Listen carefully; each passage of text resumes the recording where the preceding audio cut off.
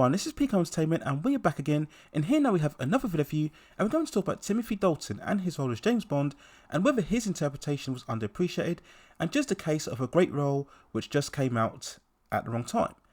Now, the Welsh actor was born on the 21st of March 1946, and had largely been in smaller stage production and television series throughout the 70s and 80s. Up to then, his most notable role was playing Prince Baron in Flash Gordon from 1980, which still remains very much a guilty pleasure and a cult favourite amongst older movie fans. Now, his breakthrough opportunity finally came when he became the fourth actor selected to play the iconic James Bond. He was considered for the role many times before for movies such as On Her Majesty's Secret Service and For Your Eyes Only, but at the time he felt either too young or not favourable with the current tone of the franchise. Now, when talking about the franchise itself at this point, yes, Roger Moore had been a long time established favourite ever since taking over the reins from Sean Connery way back in the early 70s with Live and Let Die. Despite being very charismatic in the role, Roger Moore at this point was clearly ageing, having just turned 58 with his last entry, A View to a Kill from 1985.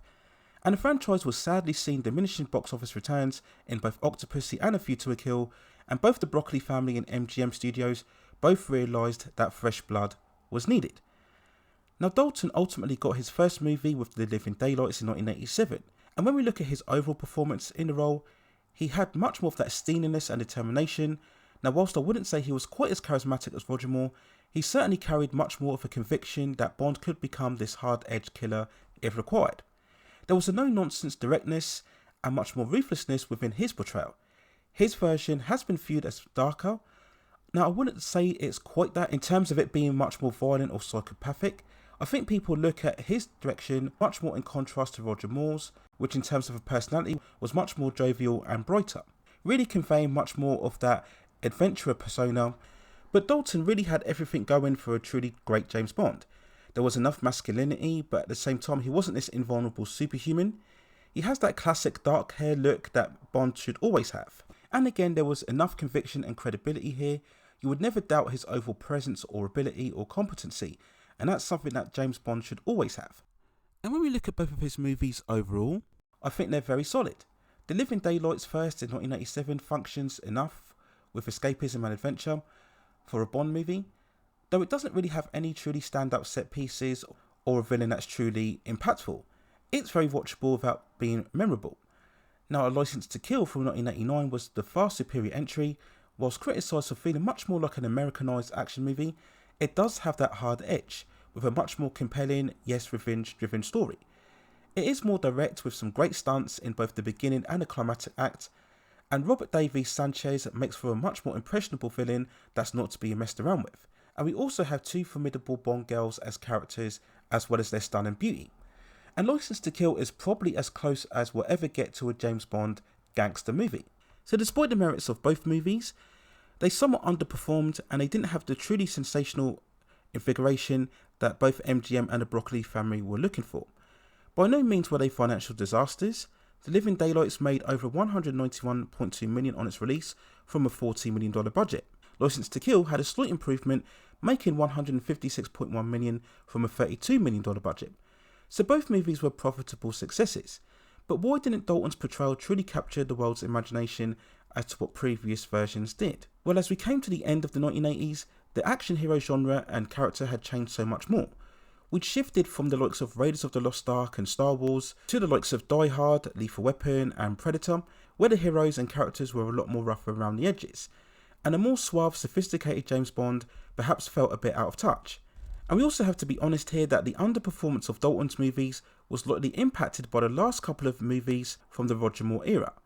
Perhaps the more stripping down of the escapist elements of James Bond came at odds as movies became far more expansive and more bigger budgeted. And this is why Dalton's Bond probably came at the wrong time. When we look at Daniel Craig's run, very much a deconstruction of the character, where elements again were stripped down to be far more grounded and realistic. By the mid-2000s, audiences were asking for less escapism and much more realism, with the likes of the Jason Bourne movies and also Taken and Liam Neeson's ascension as an action hero. So Dalton's approach would have been far more appreciated at this time with general audiences, and I actually think over the years that more hardcore James Bond fans have appreciated his tenure far more. Now, this is partly because you will always speculate on what could have been, taking very much a revisional view over what came before. and we'll always wonder what would have happened if Dalton had maybe starred in 2 more movies. But I think another reason he would have been successful is because he has that similar serious tone of Daniel Craig, but without the reluctancy or the burden angst or the orphan backstory or the reveal of him having a daughter, all of these elements which are very much not like James Bond. And these were the issues with Daniel Craig's version overall. And I think Dalton also has much more the classic look of James Bond that was lacking with Daniel Craig. We also have to understand that Craig entered the franchise when it was in far better shape commercially following Pierce Brosnan's run. So it was likely that if Dalton had picked up the reins after Pierce Brosnan, then his entries would have been even more successful, and this would have resulted in him starring in more movies post License to Kill. But alas, that wasn't to be, and we'll never know how truly successful a third Timothy Dalton movie would have been, but at the very least we can say that his James Bond interpretation was very good and very underappreciated at its time of release, and it likely would have been far more important if released in today's cultural space. Those are my overall thoughts and opinions when looking back at Timothy Dalton's time as James Bond and whether it was released at the wrong era in terms of movies. Let me know what you think in the comments below. And if you have any other further topics or movies or television series or any other issues within the pop entertainment and culture scene that you'd like to see me cover, then also let me know within the comments and I will see if I can provide further commentary for you on that subject matter within the future. Please also hit like the subscription and notification buttons so I can provide you with more high quality content like this in the future. But that's it for now. Take care of yourselves and I will see you very, very soon.